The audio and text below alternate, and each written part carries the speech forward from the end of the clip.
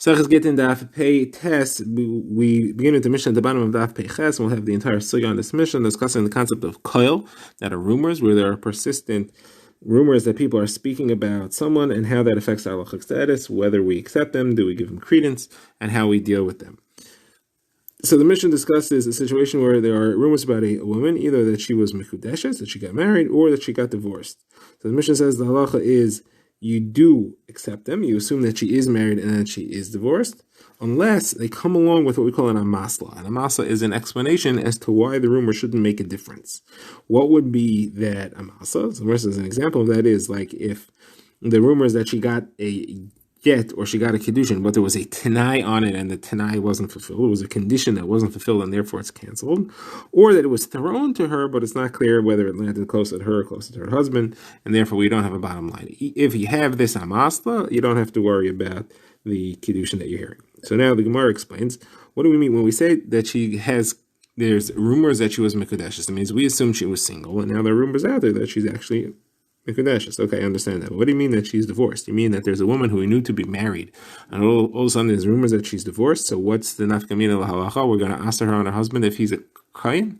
That can't be. We know the halacha is, we're going to see this soon, that if there's an existing marriage and there are rumors against it, you don't separate them. So the Gemara says no. What it means is that we understood that she was single, and now there are rumors out there that she became mekudeshes and megoreshes, and therefore she is back to being single and she's fine. So a situation like that, the Gemara says that's like an amasla. That's like a rumor that went out that she became married, and at the same time there's a rumor that it's not an issue. So we accept that, and therefore we assume that she is mutter to everyone. Another Gemara quotes Rava, who has another type of rumor. So Rava talks about if there was a rumor that she was mazana, that is, she had inappropriate relations. So the Gemara says you don't have to worry about that. People didn't see that. They probably just saw her behaving in a improper manner, but that's not the same as saying that she actually did znus. The Gemara quotes a Brisa that says something similar, and quotes an opinion that argues. The Brisa says if you see her eating in the street, or holding her head up high in the street, or nursing in the street, all these are inappropriate manners of behaving. So Rabbi Meir says she has to separate from her husband. We assume there was this list there. Rabbi Kiva says that's not enough of a rumor. Enough of a rumor would be if the women who knit in the light of the moon, that is the town gossip mongers, if they're talking about her, that's a rumor that you would follow. Third opinion is Yochanan ben Nuri, who says you can't make people get divorced based on rumors. If you do that, no daughter of Avraham Avinu would ever be able to stay with her husband, because everybody has someone who hates them, and they would spread rumors. And it's only in a situation of matzah ba'ervas davar that you create a divorce. Further, we say al pi shnayim edim, al pi shloisha edim. Yakam davar, you only establish things based on 2 witnesses or 3 witnesses. Just like there, davar means something clear. So ervas davar means something clear. It has to be an actual clear thing, not these rumors. Those don't count, and we're not going to separate people based on that halacha. Now the Gemara quotes a brisa with a number of other types of rumors and how we deal with those. So the Gemara says if you have rumors that a woman became a be'ula and therefore she should be possible to the kain hagadol, we don't count those rumors. Rumors that she's a mamzeres or that she's a shivcha, also you don't have to worry about those. Rumors that someone was makdish all his property, or that he was mafker everything, all those you don't need to worry about at all. Now the brisa includes a couple of things about kedushin, situations in which you don't have to worry about rumors of kedushin, and that is, the Gemara explains, different than our Mishnah. Our Mishnah is talking about where you saw a wedding being set up, you saw the lights, you saw the meal prepared, you saw people going in and out dressed fancy, and they said, yes, what is this about? And they said, oh, it's the kedushin party for such and such. That is a current kedushin happening now. That is where you place stock in a rumor of kedushin. Just rumors that something happened in the past that we're not aware of, that you don't have to be chayshish for. So if you have, the Brisa says, if you have rumors that she was an arusa once, not now, but she's an arusa because she had kedushin before, don't need to worry about that. Arusa to someone, we don't know who, just that she's an arusa without a name, don't need to worry about that either. And she became an arusa in a different city, also don't need to worry about that at all. The only things you need to be concerned of are, as we said, where you see the party and you ask what's this about, and we say this is so who's going to get kedushin. So the Gemara asks, who's going to get kedushin? Who says she actually got kedushin? Maybe she was going, but it never actually happened. So the Gemara says, no, change that, adjust that. It's talking about where she actually became Mikudeshes. So the Gemara quotes this Gemara 4 times. The Gemara quotes it once at Ula, says that. The Gemara quotes it, Levi brings it as a brisa. Again, we don't listen to rumors that are just being spoken about. You have to actually see situations happening now. He adds, if the women who knit by the moonlight or by the candlelight, then they're all happy for her, then there's a real Kedushin as well. That's a real rumor. Rav Papa quotes it a little bit more at length. Brings Rabbi Bar Chana, named Rav Yechanan, same thing, that you have to see the tables prepared, the candles burning, people going in and out. And they said, what is this about? And they said that this is about this Kedushin, and therefore you do count it. Now, he adds, if they said nothing, then that's an amasla. So if they said nothing, you don't need an amasla. If they said nothing, there's nothing to talk about. So says, no, what we mean to say is that you have to have nothing be said. You have to have an amasla on the spot. And here what we're saying is, how long after the original rumor can the amasla explain why it's not something you should be worried about? So we're going to see sooner. Rabbi Bar Huna says up till 10 days afterwards. Rabbi Yochanan here is saying it has to be on the spot. 10 days later is too late. One more version of the same halacha is Abba, name of Rav Huna, who says not that you just heard rumors, but you have to have an actual person who's saying it. You can ask him, who did you hear it from? Who did you hear it from? Track it back and do the research until you find the people who are willing to testify that it actually happened, and you can establish. Someone says, well, if you have testimony, that's not a rumor anymore. Someone says a little bit differently. Rav Shmuel Rabbi Yehuda, name of Rabbi Abba, name of Rav Huna, name of Rav, that you have to track it down and you find out who were the original witnesses. But you can't interview them specifically. They're in Medina Sayyam. They're not here anymore. But at least you can establish what the source of the rumor is.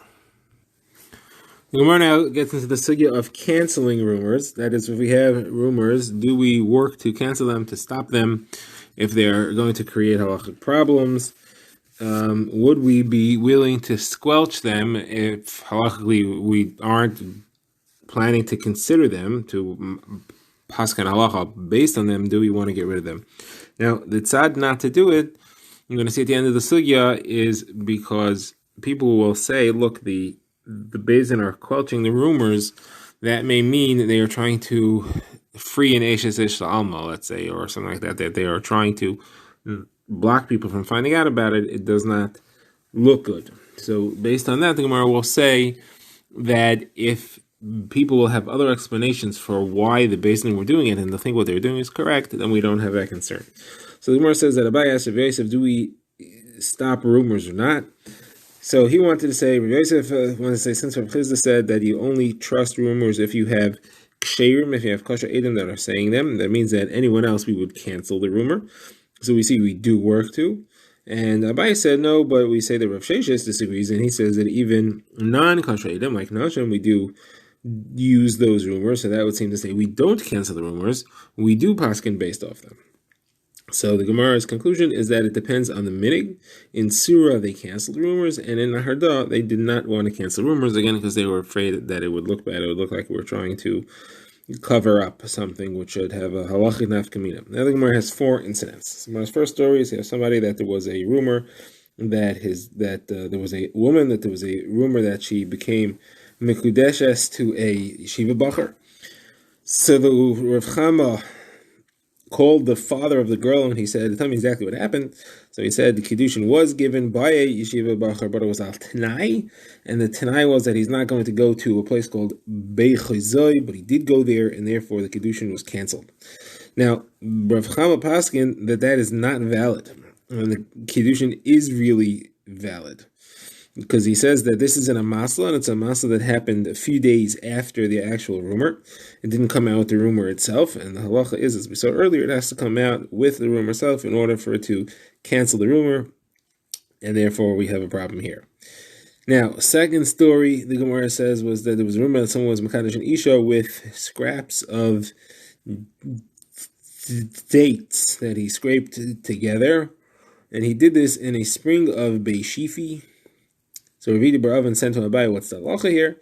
And he said, even according to the opinion that we don't cancel rumors, here you can, because people are going to assume the reason we cancel these are because there was not a sufficient value to that Kedushin. It was not a Shava Pruta. Next story is that there was a rumor that someone became Mekudeshes to the son of a man, one of several sons, and the rumors didn't specify which son. So Rava said, even according to the opinion that we don't cancel a call, here you can cancel the call. And the reason is that people will assume that we found out that the brother that she was Mekudeshes to was a Katan, and therefore it's not a valid Kedushin.